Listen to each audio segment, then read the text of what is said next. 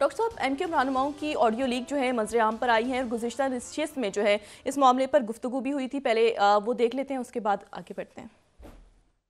Total national assembly में मुस्लिम league नून की seats हैं 108। पीपल्स पार्टी उनकी इत्तेहादी जमात है, उसकी सीट्स हो गई 68। 108 और 68 को मिला लें तो ये बनते हैं 176, 176। यानी इनको सादा अक्सरियत मिल गई पीपल्स पार्टी को, और मुस्लिम लीग नून को सादा अक्सरियत से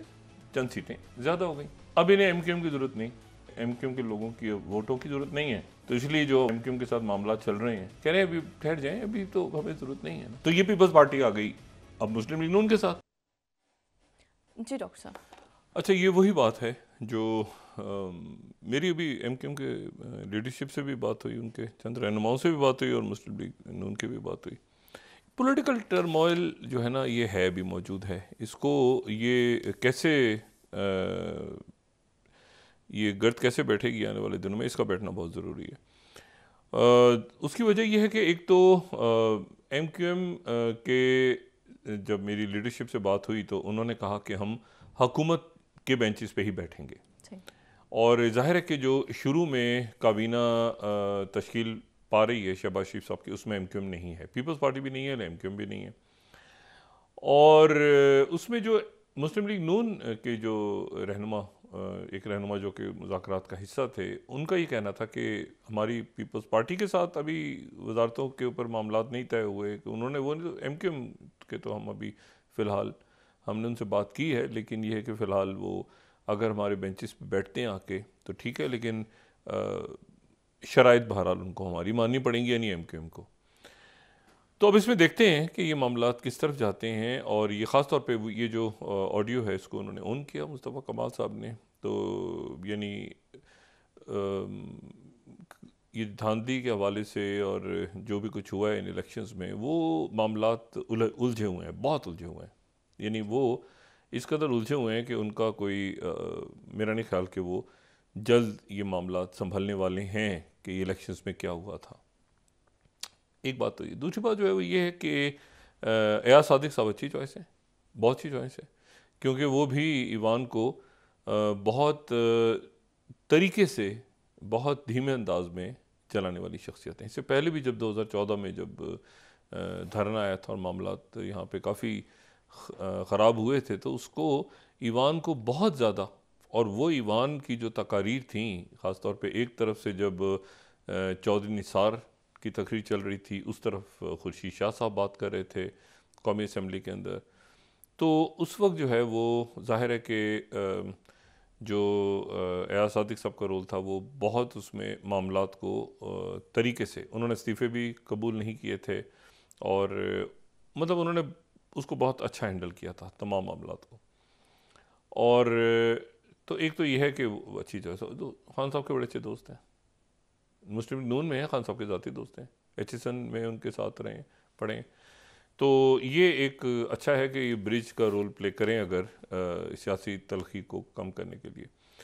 दूसरी जो बात है वो ये है कि ये बड़ी अजब सी बात है कि फ़ैसला महफूज है अब तक। अब प्रोग्राम लाइव जा रहा है, इस वक्त तक वो खसूसी नशिस्तों का फ़ैसला ही महफूज है, और कल इजलास हो रहा है और सदर की रजामंदी नहीं है, और वो अब इजलास तो होगा लेकिन शोर शराबा,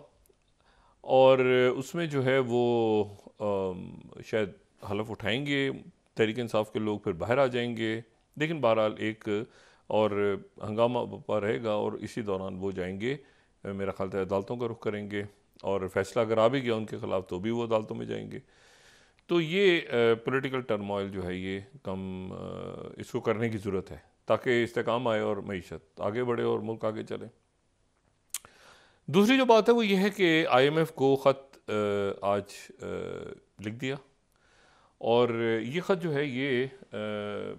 एक तो उसकी कॉपी तो हमारे पास आ गई है, लेकिन ये है कि रॉयटर्स ने भी कुछ देर पहले उसकी तस्दीक कर दी है कि जो 16 स्लाइड है कि खान साहब की पार्टी ने IMF को लिखा है कि 30 सीटों पे ग़ालिबन दोबारा अगले कुछ अरसे के अंदर जो है वो उसको ऑडिट कराया जाए, और उसके बाद जो है वो मामलात को तय किया जाए, और पाकिस्तान को जो भी कर्ज देना है, जो भी मामलात हैं, लेकिन उसमें जमहूरियत को, अच्छा ये ज़ाहिर है कि एक ऐसी बात है जिस पर हुकूमत कर रही है, लेकिन ये जहन में रहे कि इससे पहले एक कैरी लूगर बिल भी आया था 2010-11 में। उसमें भी जो हमारी जमहूरी हुकूमतें थीं उनकी तरफ से एक कंडीशन रखी गई थी कि पाकिस्तान को इमदाद कैरी लूगर बिल के साथ वाबस्ता की गई थी। तो ये अब मतलब ऐसा होना तो नहीं चाहिए कि, लेकिन होता है, पहले भी होता रहा है। अब इसके ऊपर हुकूमत की हिकमत अमली क्या होगी, और अभी मैं कुछ देर पहले बैरिस्टर गौहर को और मुज़म्मिल इस्लाम साहब को सुन रहा था, उनका अपने नुक्ता नज़र है क्या इसके ऊपर। लेकिन असल बात यह है कि ये अफ़ाम व तफ़हीम से मामलात अगर हम खुद आपस में हल करें तो ये बेहतर है। इसको अगर बाहर लेके जाएंगे तो यानी ये खुद यहाँ पर भी मामलात हल हो सकते हैं, इसको बाहर लेके जाएंगे तो फिर वो उसके क्या असरात होंगे, क्या IMF इस पर क्या एक्ट, किस तरह एक्ट करेगी, क्या वो,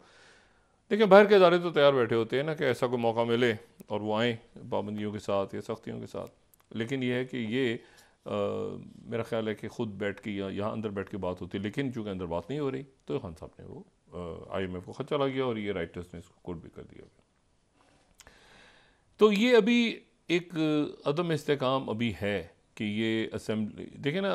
ये अच्छा मैं इस बात से भी हैरान हूँ, फैसला महफूज है अभी तक, रात हो गई, रात शाम ढल रही है तो वो फैसला इलेक्शन कमीशन का महफूज है नशीतों के हवाले से। वो मेरा ख्याल है कि तहरीक इंसाफ के अगेंस्ट ही आएगा जो रिमार्क्स हमने सुने वहाँ पे, लेकिन वो अगर आता है तो फिर वो जाएंगे सुप्रीम कोर्ट में, उसको चैलेंज करेंगे। इस दौरान जो है वो एक असेंबली में ज़ाहिर है कि हुकूमत साजी होगी, लेकिन एक सवालिया निशान के सदर ने साइन नहीं किया था, ये वो सब तो चलता रहेगा मामला। अच्छा मैं ये सब इसलिए ये बात थोड़ी सी तकलीफ ज़्यादा होती है कि जो इश्यूज़ हैं वो मुल्क के अलग हैं, वो है मईशत, वो है सिक्योरिटी, वो है खारजा पॉलिसी, बता के तक, और सब चीज़ें एक दूसरे के साथ वाबस्ता हैं। सियासी इस्तेकाम होगा तो माशी इस्तेकाम आएगा और ये सब। लेकिन इशू ये है कि वो सियासी इस्तेकाम लाना अब किसका काम है वो, और रमज़ान हमारे बहुत करीब है, अल्लाह ताला सबको रमज़ान जो है वो पहुँचने की और गुजारने की और इबादत कबूल करने की अल्लाह ताला सबको तौफीक अता फरमाए। लेकिन उससे पहले ही जो सियासी टेम्परेचर है वो बहुत बढ़ेगा लगता है आने वाले दिनों में, और शायद ही हो सकता है रमज़ान के दौरान भी जारी रहे, क्योंकि बिल्स आने हैं अभी, बिजली के बिल, और जो बिल्स आएंगे और जो अगले महीने के शुरू होंगे तो वो बहुत ज़्यादा उसमें जो है वो महंगाई अपनी जगह पे बढ़ेगी। अच्छा ये चलते रहेंगे मामलात, हुकूमत साजी होती है, अदालतों में क्या होता है, लेकिन मैं ये रोज़ बात कह रहा हूँ कि एक बहुत दुनिया इस वक्त एक तारीख़ी फ़ैसले हो रहे हैं दुनिया में, और वो तारीख़ी फ़ैसले जो हैं वो इस दौरान पाकिस्तान को एक बहुत स्ट्रॉन्ग मुत्तहिद होके सामने आने की ज़रूरत है, ताकि जो आपकी फ़ॉरेन पॉलिसी है ख़ास तौर पे उसके ऊपर भी हम इकट्ठे नज़र आएँ मुख्तलिफ़ हवालों से, और वो उसी वक्त नज़र आएंगे इकट्ठे जब हम बहुत ज़्यादा मुहताज नहीं होंगे माशी तौर पे दूसरे मुल्कों के। अच्छा अब इसमें एक बड़ी हैरान कुन किस्म की डेवलपमेंट जो है वो हुई है, और वो जो डेवलपमेंट है वो एक फैमिली है जो कि जिसको फिनकेल्स्टीन फैमिली है, और ये 20वीं सदी के शुरू में जब पहली जंग अज़ीम के बाद से ये फैमिली स्क्रैप के काम में, ये जो स्क्रैप होता है जो उसके काम में ये इन्वॉल्व हुई। उसके बाद इन्होंने इनका ताल्लुक़ जो है उस वक्त चूँकि इसराइल नहीं था तो ये यहूदी फैमिली थी, तो ये अमेरिका में थे, इन्होंने अमेरिका में स्टार्ट किया काम। यहाँ पे चूँकि इसराइल नहीं था तो यहाँ पे इनकी ब्रांचेज नहीं, लेकिन ये एक यहूदी फैमिली जो थी, ये पुरानी फैमिली एक बिज़नेस के अंदर ही इन्वॉल्व हुई। इसराइल बना तो फिर इन्होंने यहाँ पर भी अपने ऑफिसेस खोले, बल्कि अपना एक तरह से आप समझ लें कि इनका जो हेड ऑफिस है वो यहाँ पर आ गया, और वो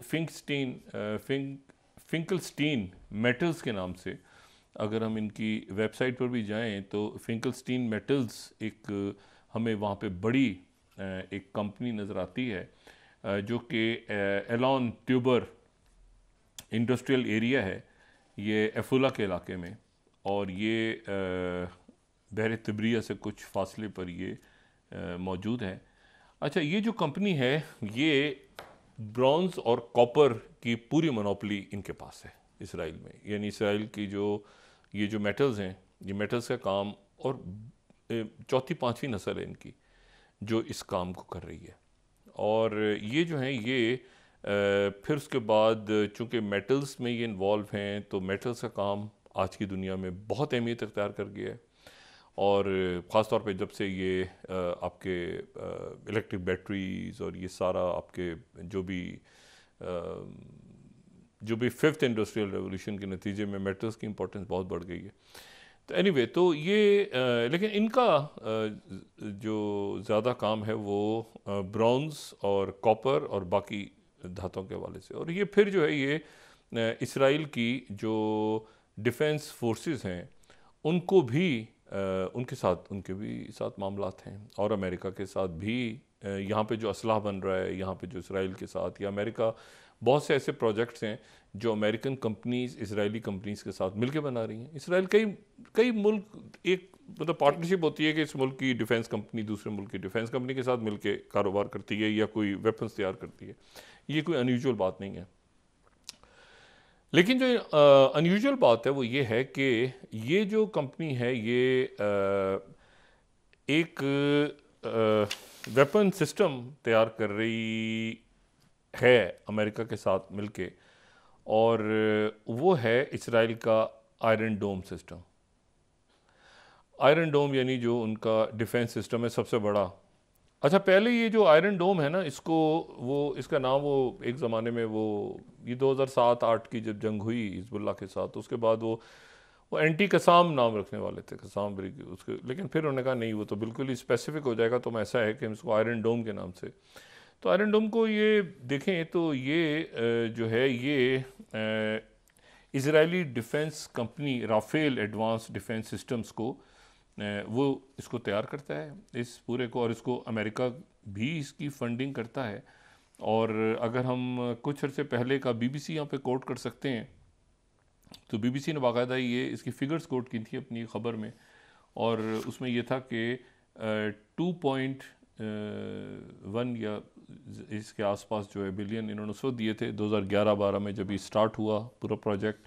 और फिर उसके बाद उन्होंने कुछ साल पहले भी दोबारा 1 बिलियन। तो मतलब ये जो आयरन डोम जो बन रहे हैं इसराइल में, ये अमेरिका भी इसको इसमें साथ सपोर्ट करता है। 3.8 बिलियन दिए थे, मैं इसको करेक्ट कर लूँ, 3.8 बिलियन दिए थे 2020 में और डिफेंस सिस्टम के लिए। और फिर उसके बाद जो है वो 2011 से, ये BBC की रिपोर्ट है, वही कह रही है कि 2011 से अमेरिका ने 1.6 बिलियन जो है वो पहले ही आयरन डोम डिफेंस सिस्टम को दिए हैं।